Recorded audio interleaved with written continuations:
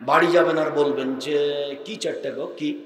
ও এক হলো মহররমের 10 তারিখ, 2 কি? 2 হলো 2 ও জুলহিজ্জার 1 থেকে 9, এটা 2। আর 3ও তো প্রতি মাসে 3টা। 4টা কি? 4টা মনে পড়ে না? 4টা হলো ও হ্যাঁ, ফজরের 2 রাকাত সুন্নাত। মনে থাকবে না মনে হয়। এখন সিরিয়াল দেন তো দেখি। 1 মুহররমের 10 তারিখে সিয়াম, 9-10। 2 জুলহিজ্জার 1 থেকে 9 পর্যন্ত সিয়াম, কুরবানির দিন আগের পর্যন্ত। 3 প্রতি মাসে 3 দিন সিয়াম। 4 ফজরের 2 রাকাত সুন্নাত ফজরের আগে। কাল আবার ভুলে যায়েন না। এদেশে একটা বই পাওয়া যায়, উপদেশ। বইয়ের নাম কি? উপদেশ। কে বড় লাভবান, এই বইয়ে এটা দেওয়া আছে। আপনার জন্য দুয়ার বইটা লিখেছিলাম, মরণ একদিন আসবে লিখেছিলাম। আপনি মনে করলেন যে আব্দুর রাজ্জাক সাহেবের বই না কিনে ওনাকে ঠগিয়ে দিয়েছি। এটা আপনি মনে করিয়েন না, আপনি আমাকে ঠগিয়ে দেননি। জামিয়া সালাফের মুখপত্র মাসিক আল ইতিসাম পত্রিকা আপনি না পড়ে আমাকে ঠগিয়ে দেননি। আমি লক্ষ লক্ষ টাকা খরচ করে 10 জন মুফতি রেখে মাসিক আল ইতিসাম পত্রিকা বের করি। জানি না আপনার সাধ কেন তাতে হয় না। আমি আমার জীবনে কোনোদিন মুখে অপ্রয়োজনীয় বাক্য বলিনি, আমার কলমে আমি কোনোদিন অপ্রয়োজনীয় বাক্য লিখিনি। আমি আপনার জন্যই জীবন বাজি রেখে চেষ্টা চালিয়ে যাচ্ছি।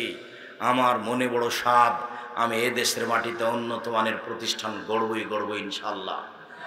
সেটাই জামিয়া সালাফে ডাঙ্গিপাড়া পাওয়া রাজশাহী, সেটাই জামিয়া সালাফে রূপগঞ্জ নারায়ণগঞ্জ ঢাকা, সেটাই জামিয়া সালাফের 6 মাইল বাবুগঞ্জ বরিশাল, সেটাই জামিয়া সালাফের তেঘরা বিরল দিনাজপুর। এই 2টা প্রতিষ্ঠানে রাজশাহী রূপগঞ্জ নারায়ণগঞ্জ 4000 ছেলে মেয়ে থাকে। তার 350 জন এতিম, 250 জন শিক্ষক শিক্ষিকা থাকেন, যাদের বেতন লাগে প্রায় 26 লক্ষ। আপনার একটু স্বাদও হয় না আমি পাবনার মানুষ, একটু দেখে আসি। দান সহযোগিতা পরে, আমি দোয়ার জন্য দরখাস্ত রেখেছি, আর সাধ করে একদিন দেখে আসবেন। আমার মনে বড় সাধ, এই দেশের মাটিতে উন্নত মানের প্রতিষ্ঠান গড়বই ইনশাআল্লাহ। যেখানে ছেলেমেয়েরা বাংলা ইংরেজি আরবি উন্নত মানের শিক্ষা অর্জন করে জাতির অন্যায়ের বিরুদ্ধে লড়বে মুখে কলমে মিডিয়ায়। সেটাই মুখ বলছি, সেটাই মিডিয়া যেটা ধরছে সব কথাবার্তা। জামিয়া সালাফের পক্ষ থেকে আছে অনলাইন আল ইতিসাম টিভি, আর সেটা হচ্ছে কলম, যেগুলো পুস্তক আপনি দেখতে পান। বলছিলাম সম্মানিত দিনী ভাই বোন, রাসূল সাল্লাল্লাহু আলাইহি সাল্লাম বললেন, কেউ যদি মুহররমের 2 দিন সিয়াম থাকে অতীতের 1 বছরের পাপ ক্ষমা হবে। তিনি বললেন, কেউ যদি আরাফার 1 দিন সিয়াম থাকে তাহলে আগে পরে 2 বছরের পাপ ক্ষমা হবে। তিনি বললেন, কেউ যদি প্রতি মাসে 3 দিন সিয়াম থাকে, সারা বছর সিয়াম পালন করে জানে কি হয় তাই হবে। তিনি বললেন, কেউ যদি রমজানের সিয়াম থাকে তারপর শাওয়ালের 6টা সিয়াম থাকে, সারা বছর সিয়াম পালন করে জানে কি হয় তাই হবে। 1 মুহররমের 2 দিন সিয়াম, অতীতের 1 বছরের পাপ ক্ষমা হবে।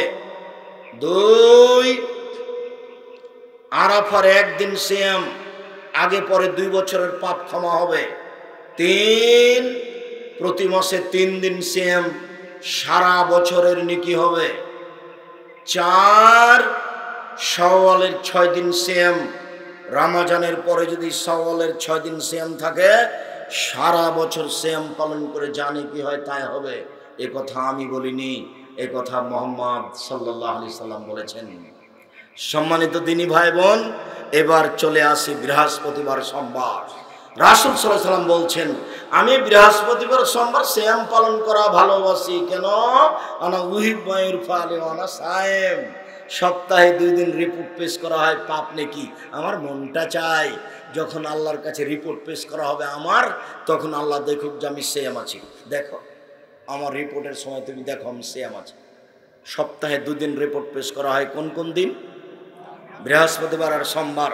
আল্লাহ নবী বলছেন, আমার মন চাই, আমি ভালোবাসি আমার রিপোর্টের সময় আল্লাহ দেখুক আমি সিয়াম আছি। এবার চলে আসলাম শাবান মাসের সিয়াম। আজ 15ই শাবান। কলকারখানা, অফিস আদালত, কোর্ট কাছারি, শিক্ষা প্রতিষ্ঠান সবকিছু বন্ধ। রাতে গোসল করে আতর গোলাপ মেখে দিনে সিয়াম থাকতে হবে।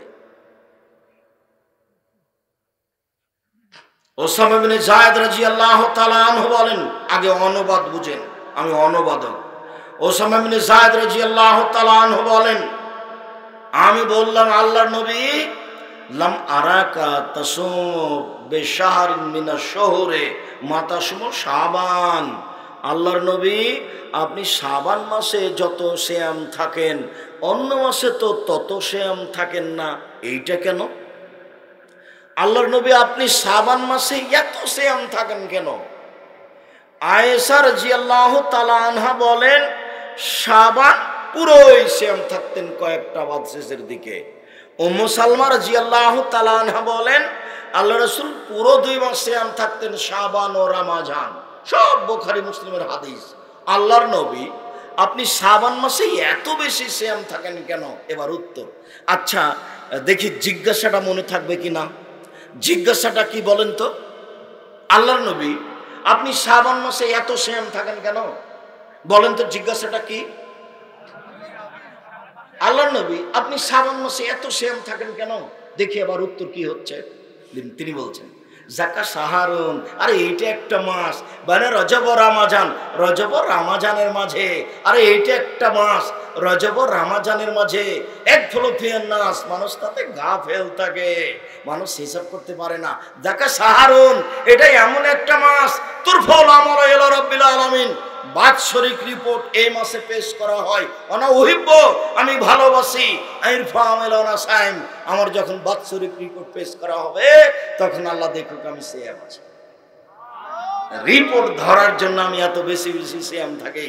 আল্লাহ রাসূলের জানা ছিল না সেদিন 15ই শাবান, যার কারণে তিনি কষ্ট করে চালিয়ে যাচ্ছিলেন, প্রায় 15, 20, 25 পর্যন্ত সিয়াম পালন করছিলেন। খালি রিপোর্ট, খালি রিপোর্ট, ধরাই লাগবে, ধরাই লাগবে। তো কিভাবে কিভাবে ভারত, বাংলাদেশ, পাকিস্তানের আলেম ওলামা জেনে নিলেন সেদিন 15ই শাবান। তাই তারা কলকারখানা, অফিস আদালত, কোর্ট কাছারি, শিক্ষা প্রতিষ্ঠান সব কিছু বন্ধ করে রিপোর্ট ধরার জন্য রাতে গোসল করে আতর গোলাপ মেখে 15ই শাবান সিয়াম থাকছেন। মুহাম্মদ সাল্লাল্লাহু আলাইহি সাল্লামের এই নীতি ছিল না। সম্মানিত দিনী ভাই বোন, রাসূল সাল্লাল্লাহু আলাইহি সাল্লামের যে নীতি ছিল সে নীতি আপনার সামনে পেশ করলাম। এমনিতে ইবাদতের জগতে সবচেয়ে দামি ইবাদত সিয়াম। আবার 15ই শাবান সিয়াম কেমন হয়ে গেল?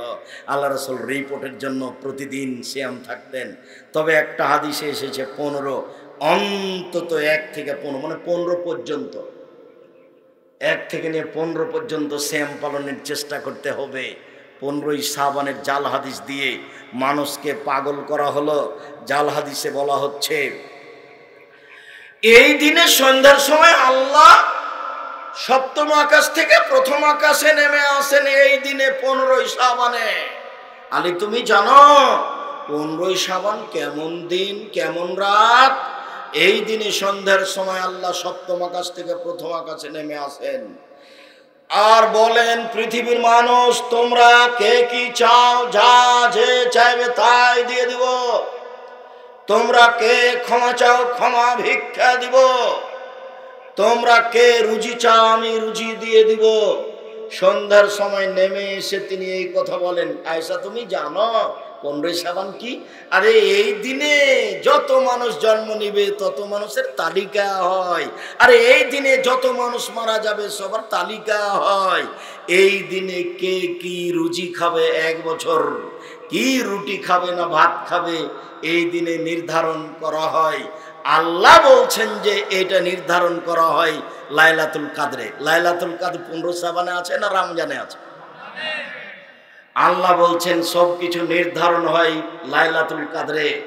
আর জাল হাদিসে বলছে সব কিছু নির্ধারণ হয় 15ই শাবান। আবার একাধিক বুখারী মুসলিমের হাদিস, প্রত্যেক রাতে আল্লাহ শেষে নেমে আসেন, ফজরের পূর্বে নেমে আসেন সপ্তম আকাশ থেকে প্রথম আকাশে। আর এই জাল হাদিসে প্রমাণ হচ্ছে আল্লাহ সন্ধ্যার সময় নেমে আসেন। সম্মানিত দিনী ভাই বোন, আমি আপনাদেরকে 15ই শাবান নয়, শাবানের 1 তারিখ থেকে 15-20 পর্যন্ত, আজ থেকে 10, 12টা, 20টা, 10, 12টা, 15টা সিয়াম থাকার জন্য আন্তরিকভাবে অনুরোধ জানাচ্ছি। 15টা তো হবে না, 8টা, 10টা, 12টা হবে। আপনি চেষ্টা করুন, এর মধ্যে রিপোর্ট হতে পারে আপনি আমার দিনী ভাই। রাসূল সাল্লাল্লাহু আলাইহি সাল্লাম যেভাবে সিয়াম পালন করতেন আপনাকে আমি সেভাবে সিয়াম পালন করার জন্য অনুরোধ জানাচ্ছি। মানুষের জীবনে সবচেয়ে জরুরি কাজ, মানুষের জীবনে ভিন্ন ধরনের ব্যতিক্রম জরুরি কাজ 5 ওয়াক্ত সালাত। মানুষের জীবনে পৃথিবীতে এর চেয়ে জরুরি কোনো কাজ নাই। 5 ওয়াক্ত সালাত নামাজ। মানুষের জীবনে সবচেয়ে জরুরি কাজ হলো হালাল রুজি। মানুষের জীবনে সবচেয়ে জরুরি কাজ হলো কোরআন মাজিদ তেলাওয়াত। মানুষের জীবনে সবচেয়ে জরুরি কাজ হলো দুইজন যেখানে বসে আছে সেখানে না বসা। দুইজন যেখানে বসে আছে সেখানে বসবেন না। ওখানে কারো বদনাম হচ্ছে, তখন আপনি গিয়ে বলছেন ঠিকই বলেছিস, আসলেই খারাপ। তখন আর জান্নাত হবে না। হজ তাসবিহ তাহলিল সব গেল, দান খেরাত সব চলে গেল। তার নাম মানুষকে অপমান করা। আপনি তো ফেসবুকে যা ইচ্ছে তাই লিখে দিলেন। যার জন্য যারা ফেসবুক ব্যবহার করে ওদেরকে আমার দেখলে এত কষ্ট হয়। বোকা মানুষ, কিছুই বুঝলো না, একজন মানুষের বিরুদ্ধে দুটো কথা লিখে দিল। এতে যদি তার মান সম্মানের হানি হয় তাহলে তার হাত ধরা ছাড়া ক্ষমা হবে না। যা হজ করেছে, কোরআন তেলাওয়াত করেছে, সব বিচারের মাঠে বুঝিয়ে দিতে হবে। আপনি কলমই ধরবেন না কারো বিরুদ্ধে, কারো বিরুদ্ধে আপনি মুখই খুলবেন না, আপনি কোর্টেই যাবেন না। যা হয়েছে হয়েছে, বিচারের দিন দেখা যাবে। আমার ক্ষতি করেছে, বিচারের মাঠে আমাকে ক্ষতিপূরণ দিতেই হবে। ওর নাম বিচারের মাঠ। সম্মানিত দিনী ভাই বোন, নফল সিয়ামের অনুরোধ জানিয়ে বলছি যে আমরা আপনাদের সম্ভবপর চেষ্টা করি আমি যে মুখে যেমন ফাঁকি দিচ্ছি না, কলমে যেন ফাঁকি না দিই, এটা আমি চেষ্টা চালিয়ে যাই।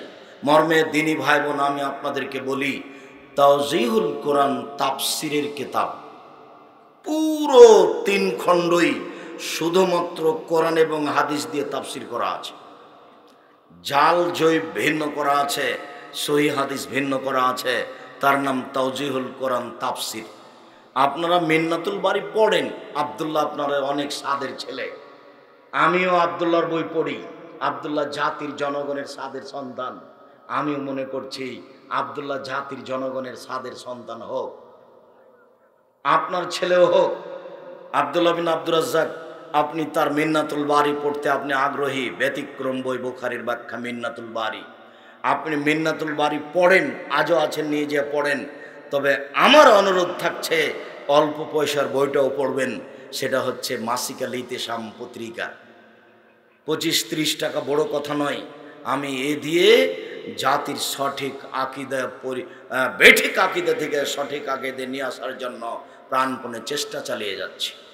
মাসিক আল ইতিসাম পত্রিকা নেওয়ার জন্য এজেন্ট হবেন, যে আমাকে প্রত্যেক মাসে যেন একটা পত্রিকা দেওয়া হয়।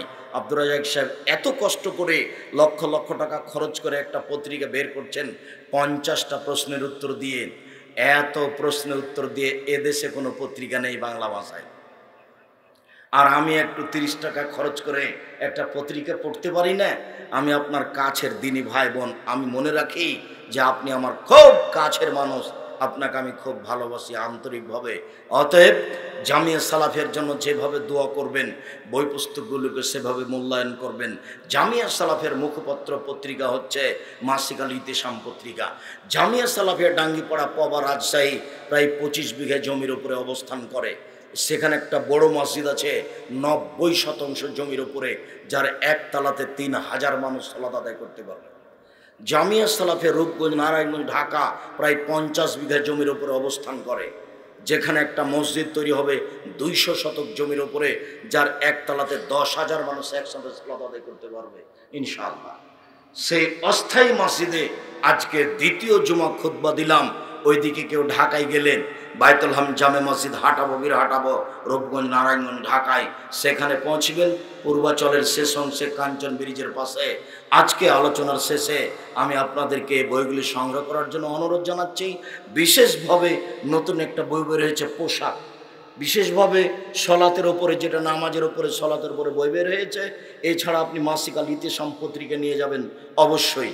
মিন্নাতুল বারী নেন, যে কয়েকটা বই আছে, তাওজিহুল কোরআন নেন। বইগুলি সংগ্রহ করার জন্য আমার দিনী ভাই বোনকে অনুরোধ জানাচ্ছি।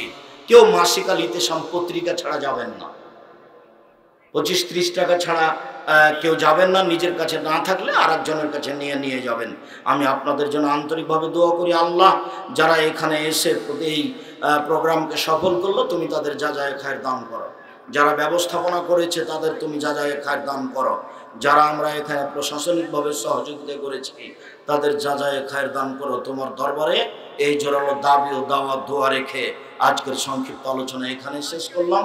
সুবহানাকাল্লাহুম্মা ওয়া বিহামদিকা আশহাদু আল্লা ইলাহা ইল্লা আনতা আস্তাগফিরুকা ওয়া আতুবু ইলাইক।